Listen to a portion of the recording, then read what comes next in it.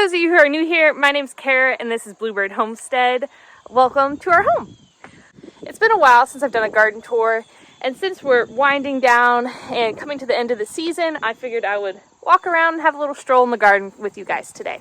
The hydrangeas here on this side of the house are starting to turn colors. These are the limelight hydrangeas. They start out a very pale green color, and then they turn to this pretty white color. Then they'll start to take on kind of an antique look, and just the edges of the hydrangea petals will start to turn pink, and then it'll fully turn kind of a burgundy color. This one down here, you can see, has the green on the one side and is kind of burgundy on the other from the way it was shaded. I think it's kind of pretty having the transition of colors. The hydrangeas know it's fall and they're changing their color to match it. I just came through and made a big bouquet of this because it was kind of shading the hydrangea some. It's been really going wild in this spot and kind of overtaking everything. Coming around to the other corner of the house, I went ahead and planted out these two fall mums that I had bought at Costco for the front porch. Their soil was kind of being hydrophobic, and anytime I would put water in the pot, it would just kind of run straight through. I felt like they were kind of suffering because of that, so I planted them out here.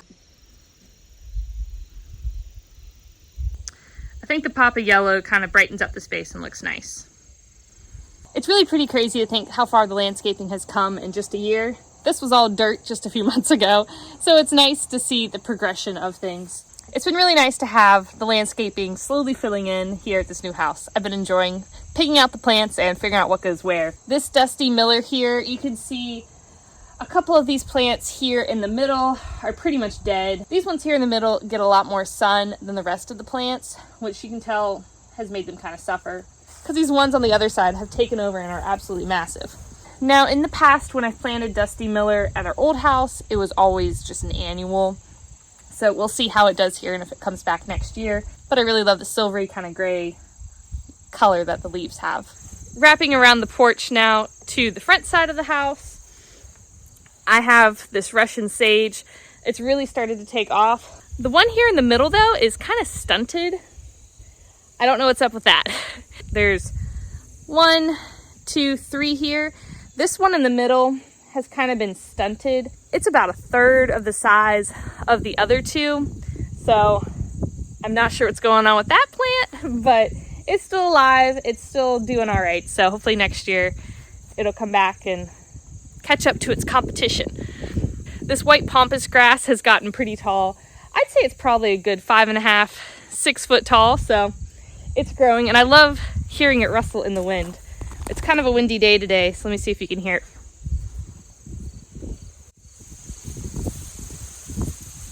I'm one of those people who, when I go to the library, I have to pick out at least one gardening book. And I was reading a gardening book the other day on landscape design, and one of the elements it talked about was noise. And I never really thought about a garden making noise before, besides the obvious wind chimes and birds and different animals. But if you think about it, it makes sense. The plants actually make noise. That's just an element of gardening that I never really considered before, but it's something I want to implement more of. I really enjoy the noise that this grass makes when I'm sitting here in one of these chairs on the porch. There's something very soothing about it that I really like. A few videos back, I sprayed this sidewalk with an organic weed killer. As you can see, it didn't work. Well, it didn't work on the sidewalk. It did work in the driveway, but it did not work here in the sidewalk. My guess is that the sidewalk is typically in full shade and our driveway is in full sun. I used a heavy concentration and I sprayed it pretty thoroughly, so I don't know if I'm going to use that organic weed killer in any areas other than full sun. The other day we went to a fall festival that was actually at a local nursery, and they had Patriot hostas, which is the variety I have here in the front, on sale for 2 for $5. And in one of those pots, they actually had 2 plants. So I got 3 for $5. So I couldn't pass that up. So I planted out a couple extra here in front of our Sprinter boxwood hedge. I think they look really pretty. One of them was actually in bloom. I'll see if I can throw a little clip of it on the screen here. The flowers on this hosta when they bloom are white with a little bit of purple on the ends. I think it's quite pretty. I really like the white and green variegation on the leaves. On this side of the house is the rose hedge. The frost-proof gardenias that we planted together from the Costco planting video have been putting on flowers all summer long. It's been wonderful. I love the little delicate swirl of this flower.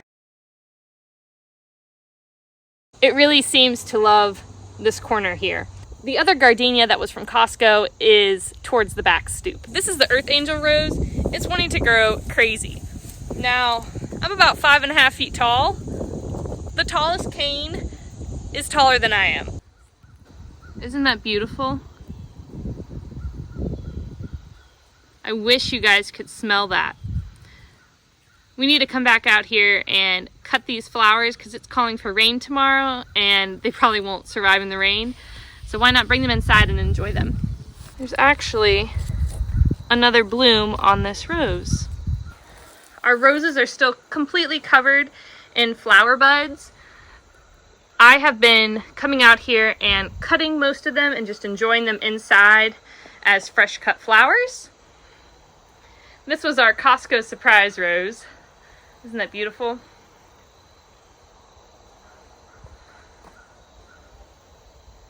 Honestly, I was a little bit disappointed when this rose bloomed yellow, but I've really been loving it. I wasn't initially planning on having yellow in my garden as part of my color palette, but I'm happy. It's a nice surprise that this rose turned out yellow, and it's actually prompting me to do more yellow throughout the garden. I've added the fall mums on the other side that are yellow, and then I've also purchased quite a few different bulb variations for this fall that we'll be planting in a later video, and some of those are yellow. I think the yellow really brightens up the space. For those of you who don't know, this rose is actually a 2-pack, both of these here, was from Costco, and it was originally supposed to be like a peachy, almost like tanned color rose is the best way I could describe it. So when it bloomed this very vibrant yellow, I was pretty surprised because it looks nothing like the package. But this variety of rose is the best smelling rose out of all of them. The Jude the Obscure and the Earth Angel still smell amazing. It doesn't compare to this one. It's wonderful. This is kind of an analogy for life. We're just talking about roses here, but God knows what's best for you, and sometimes he blesses you with things or withholds things that you didn't know you want or didn't know you needed. I know we're just talking about roses here, but there's always an analogy for something in life in the garden. We planted this climbing rose together here on this fence. As you can see, it's gotten a lot bigger since when we planted it. I've been coming in with twine and tying it off and starting to train it to eventually arc and go down the retaining wall fence. I've had no buds or blooms on this rose yet though. Let's walk over to the vegetable garden now because there's a fun surprise in there that we just discovered the other day. I've really been loving having all of these marigolds everywhere. As you can see, I kind of went a little crazy with the marigolds, but I think they're just so pretty and they really look like fall. It's really nice. I will say though that next year I'm not going to plant these marigolds as close to the corner of the beds because in some instances they look like a tree trunk growing in the corner and it's kind of ridiculous and I'm afraid it's going to damage the integrity of the bed. Now let me show you what we actually came over to this part of the garden for. I whacked you guys with some red noodle beans. The red noodle beans are kind of just hanging off this trellis. I'm leaving some of these to dry up to save seeds from. But what I really wanted to show you guys was our watermelon. I planted out these watermelon towards the end of July, and you can see I've let them kind of take over all of the pathways here. And guys, it is covered in watermelon. Just the last couple weeks, these watermelon have exploded in size. Now, they're not quite ready to harvest yet, so hopefully they hurry up and ripen up before our first frost here. We still are a few weeks out, so we should be safe. But let me show you how big these are. They're huge. I'm trying to wait till this part right here turns brown to pick it, but I am no expert in watermelon. However, I will say it's starting to look pretty good. It's starting to get a yellow spot there on the bottom, but I am gonna wait till this part turns brown. I have to say, this is the best looking watermelon I've ever grown. And it's not just one. There's 1, 2, 3,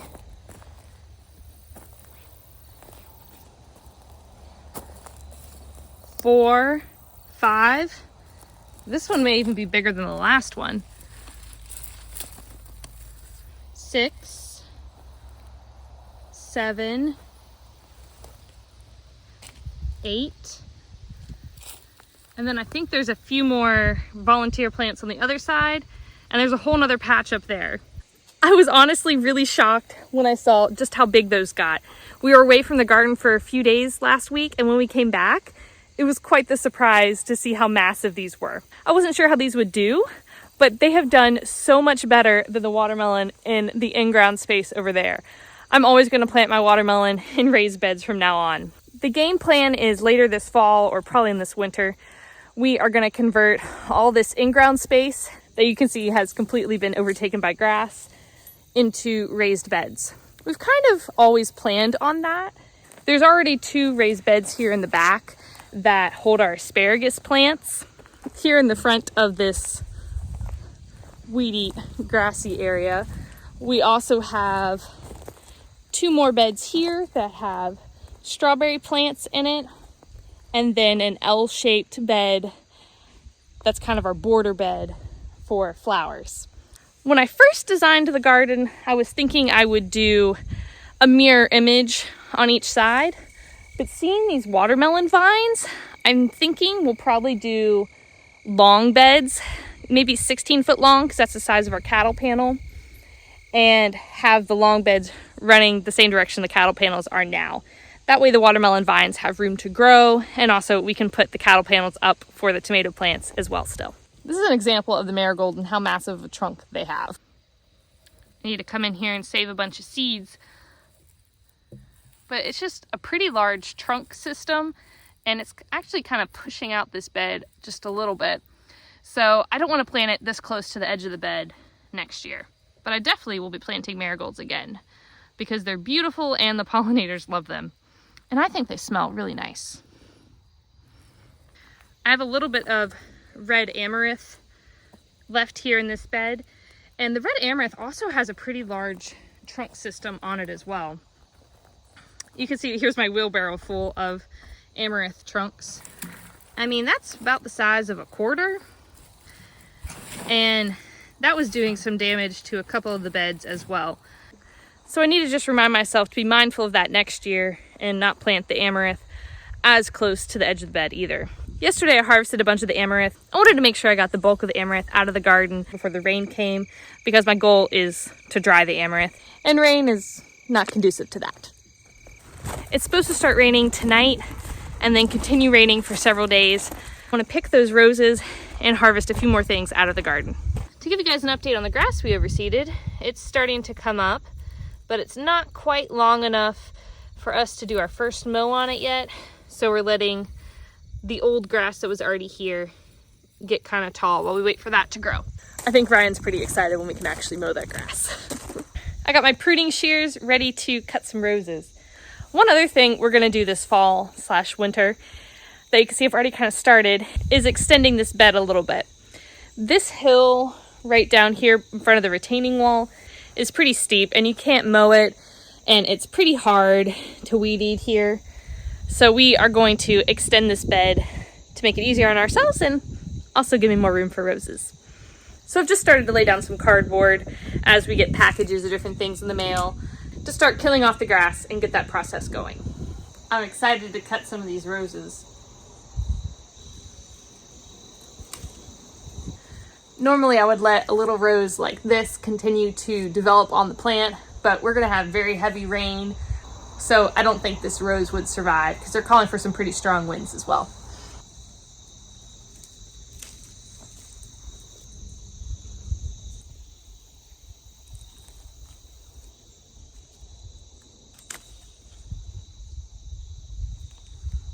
I wish you guys could smell this. These truly smell so good.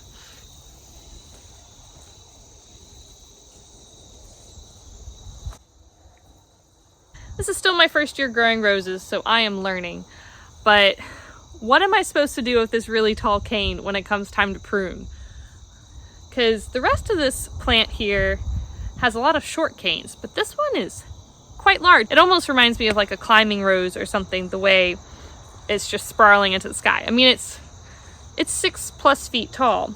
This is the Earth Angel Rose. I purchased this one from Heirloom Roses. It's lightly fragranced. It's not quite as strong as a fragrance as the yellow tea roses from Costco, but it still smells really nice. It's almost fruity or something. I like it.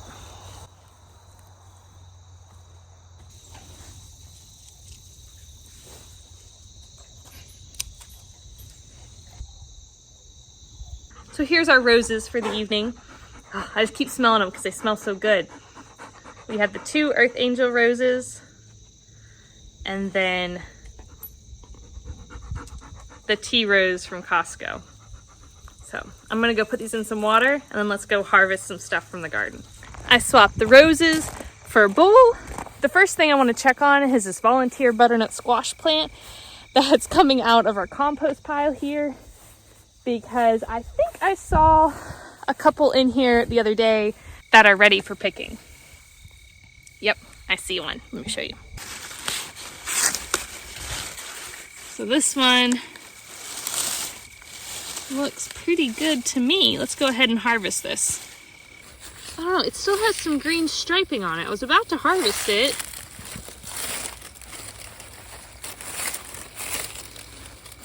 I don't know. Should I leave it a few more days? I can still see a little bit of green striping. There's another one over there next to Lucy. I don't know if I should pick these yet or not. They still have a little bit of green striping on them. From what I read from a quick Google search, is that you should wait till the green striping is completely gone before you pick them. Now, we are going to get down into the 40s the next couple nights, and it is calling for rain for the next 4 days in a row.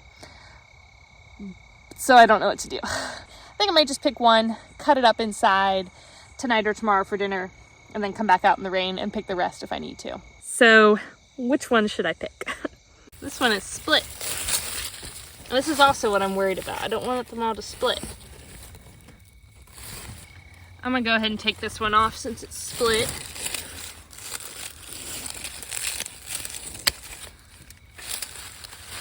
And get a closer look at it.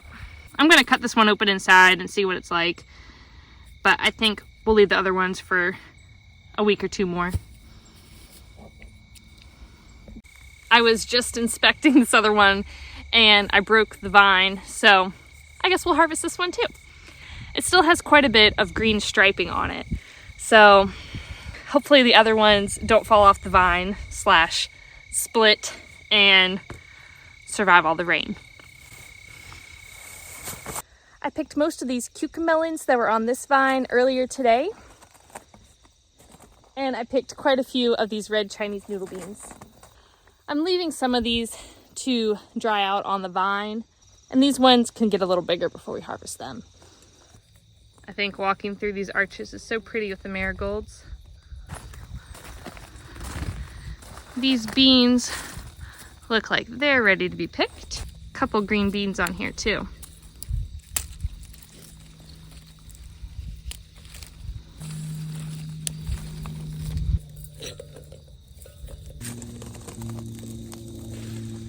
I came through the other day and picked most of the beans, but I wanted to do a second look through before the rain, just so that if there was any I missed, which there were a couple, we were able to grab them.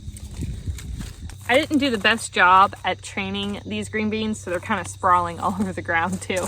I should have been helping them up the arch as they grew. These noodle beans are already a little too far gone, so I'm just going to let those continue to dry out, and we'll save the seeds.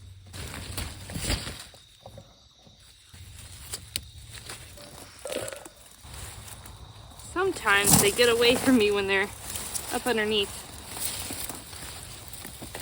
These 2 vines have actually attached themselves to one another. kind of funny.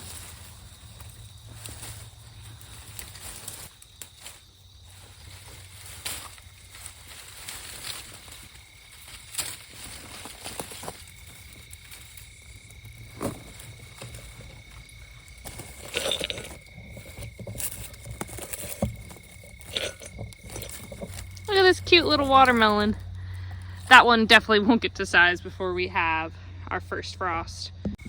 We planted these bush green beans together in the fall planting video, and they're already producing some green beans.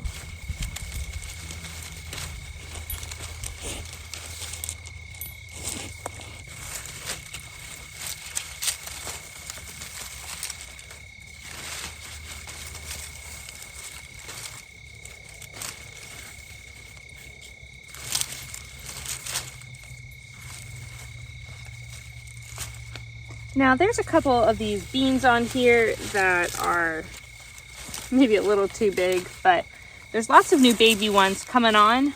Oh look, another little baby watermelon. It's growing right through the middle of our green bean plant. I need to remind myself to succession sow green bean plants next year too, because it's really nice having these extra plants around.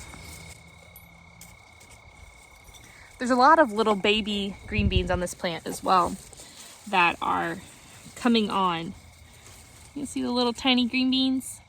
So there'll be more green beans here soon too. The rosemary here has an amaranth growing next to it, and this trunk is even bigger. That's probably a good 2 inches wide. Oh, more green beans. I may have said it before, but these Scheissel's pole green beans taste so much better than the Blue Lake bush beans. That may be a bit of a dramatic exaggeration, but I think they taste a little bit better. Plus, they've been really productive too. I came over here to pick up some ground cherries from the ground right there, but I spotted more green beans from this angle. Always good to do a couple laps. Can you see them?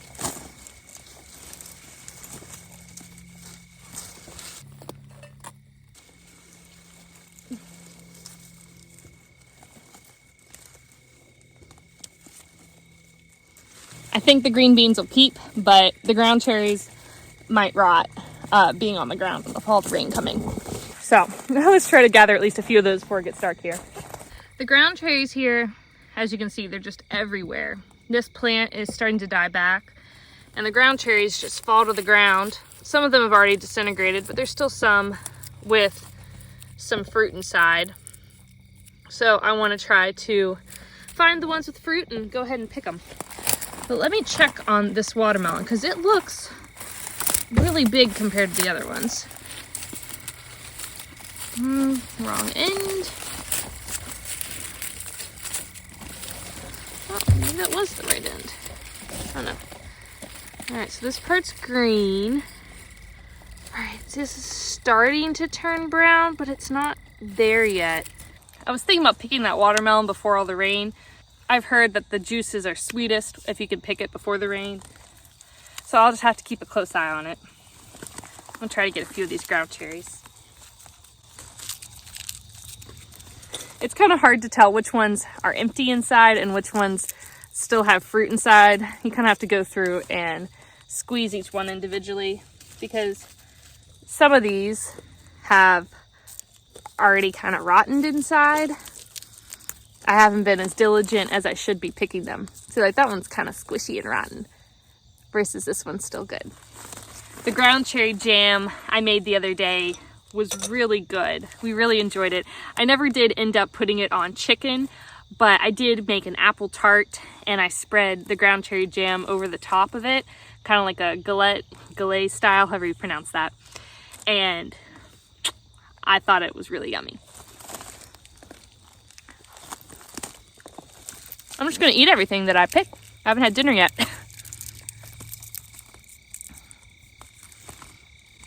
I really need to go get another bowl. I think I'm just gonna come back out here after dark with a headlamp and pick the rest of these because I really don't want them to rot, and I want to hopefully make some more ground cherry preserves because those were really good. But before I walk inside, let me check and see if there's any corn, because an ear of corn sounds pretty good for dinner.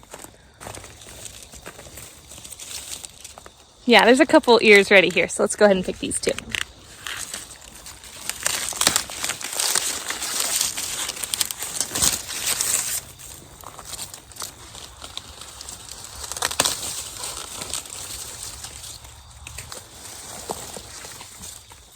Just 2 ears of corn.